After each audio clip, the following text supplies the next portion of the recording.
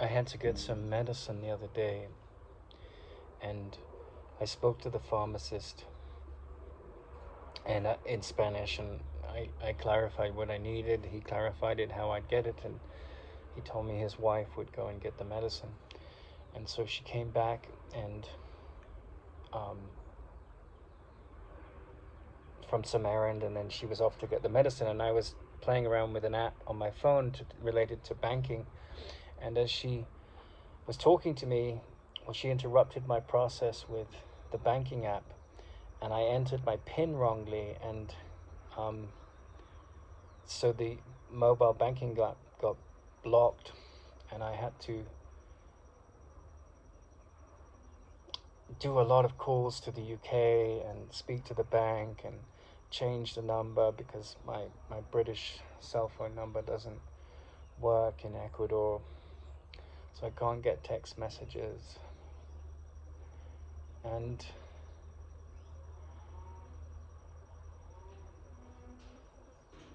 I was aware that when that error happened, like I was trying to be polite to her, but I was in the middle of something, and she distracted me, and I didn't really need to talk to her, but it was her trying to explain what she was doing, which I knew already because her husband had told me, and I was just trying to get the money sorted for the medicine, and I entered the PIN incorrectly because I was distracted. And then, several hours phone calls back and forth to the bank, and then 3 days later I can get a code sent to a different number and I can access my bank. But that was a momentary second error, and then 4 days of challenges because of it. And as I was speaking to the bank, I was aware of the machinations of the guy having to check with the supervisor, and then the supervisor is trained by the lawyer, or the lawyer's work has influenced what you can and cannot do, and that lawyer will have spoken to a team of tech professionals, and there'll be an ethicist, and all these complicated things that go into protecting the bank's interests and our own interests. And those are all man-made laws, and they change in time.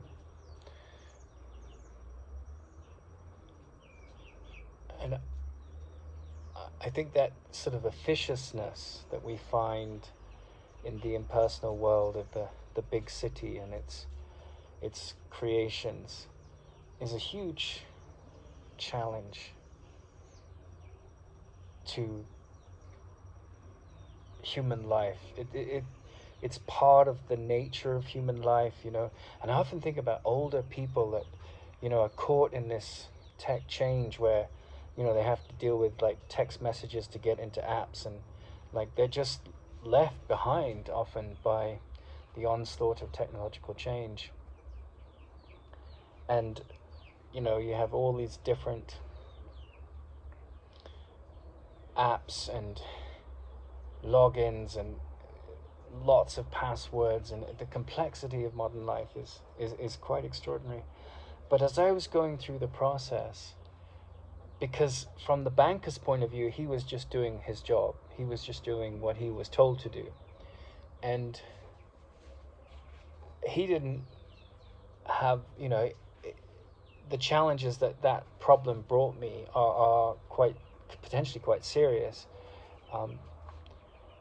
But I just had to work with the bank, they were I had to call the second time, and like when I explained it differently, and so I didn't have to go through all their hurdles as much because their antenna for potential fraud was less heightened, because I'd learned how to say what they needed to hear so I could get what I needed done.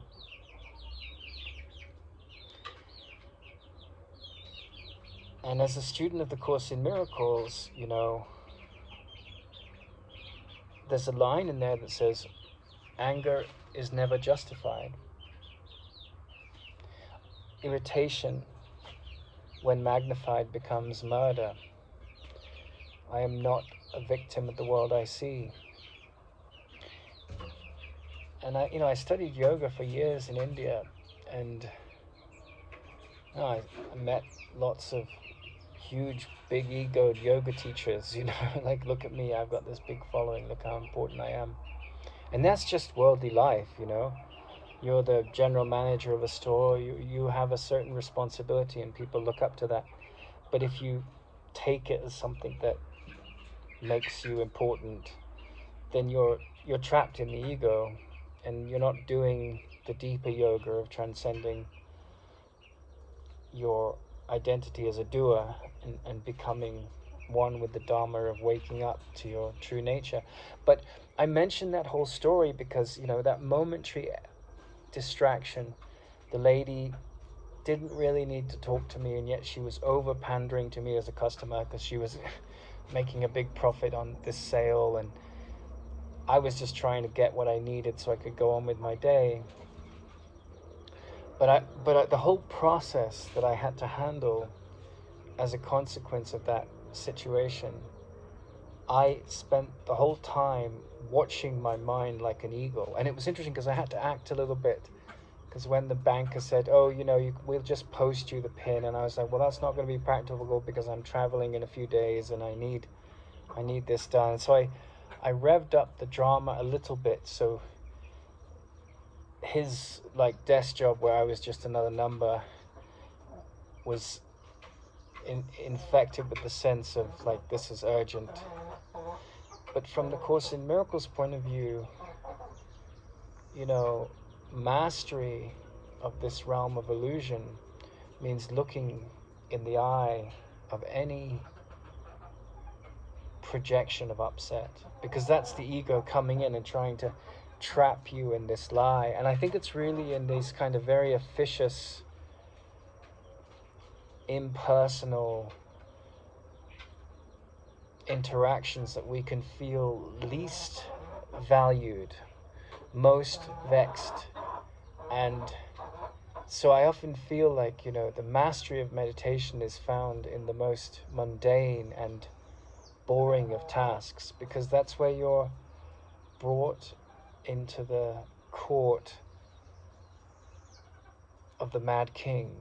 And the mad king or queen in you is that character that wants to get upset and wants to justify that your upset is valuable when it isn't. I'm never upset for the reason I think.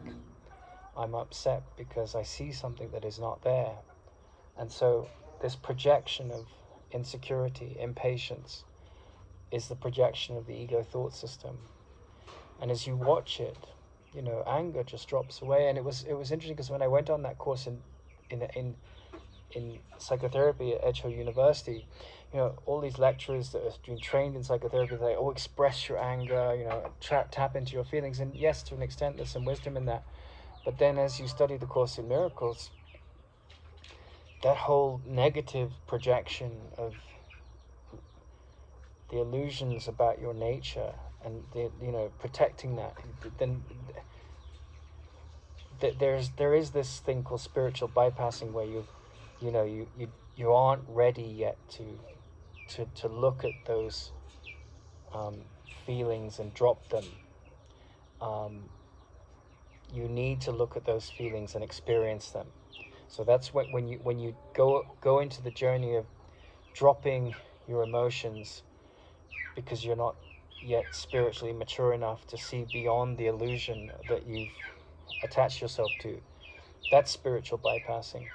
And in that sense, it is healthy to express your emotions. But as you get more centered in this no center mind, where there's no identity of this ego, then peace becomes your primary goal. And so if you make yourself a victim of any situation, whether it's a situation like I've just described, where a huge amount of chaos followed from a very minor distraction. I could have blamed that woman. I could have got angry with the operator because he was so bound up in rules that weren't helping us, and was spending hours making sure he didn't make an error so it didn't come back to him. But I just had to recognize that this was a kerfuffle that I had to get through.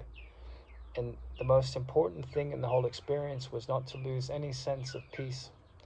And I've been working on that for years, you know, and so you spend time with human beings that haven't, and the neurotic mind is so, it just rules it, and you can't judge that, right? You can't say, okay, well, they're deformed, or, you know, not spiritually advanced or anything, but you just observe it, you know, you observe what's talking in you. And it's a great blessing to embrace these teachings, that I'm never a victim of the world I see, until I make myself at a certain level, until the decision maker in my mind says that I'm a victim of this story. And you know, there's a line, I'm paraphrasing it from the Course in Miracles, that says, stop dying. And death means identification with the body, with the life of the world, with the painful stories of the world. Whereas starting to live means to see yourself as something which is spiritual and liberated of fear, and not attached to your story or your identity as a, I mean, attached in the sense that you do your best, you know, you give your all, you give yourself high expectations, but not bound to this poor me. And the poor me can come in when you fail, or the poor me can come in when someone else fails for you in a task that you've given them, or the poor me can come in when someone says something that's offensive, you know. And it's quite interesting, because as an entrepreneur, I have to say no to a lot of people. People want to sell me their services, and I have to ask people. There's a lot of sort of putting yourself on the line, and so there's a lot of rejection going on both sides of that equation. You're saying, no, thank you, I don't want to put my attention or my money into that at the moment. Or people are saying, sorry, I don't have time. And so this veneer of a sort of thick skin in the business world comes in. But at a deeper level, it's all about, like, am I completely and totally devoted to, I can see peace instead of this, no matter what appears to go wrong. And I think another sort of intelligence starts to come in as you become very faithful to this process that I've just described. And it's really the most important thing in a human life to try. I mean, apart from morals and ethics and integrity and sort of earnest devotion to your inner calling, whatever that may be, in terms of activity in the world, whether it's being a father or a mother or a business person or a doctor or a shop assistant, whatever your role is or roles are, it's really about, you know, mastery of self-knowledge is about not buying into this neurotic mind, not allowing any trauma to dictate your destiny,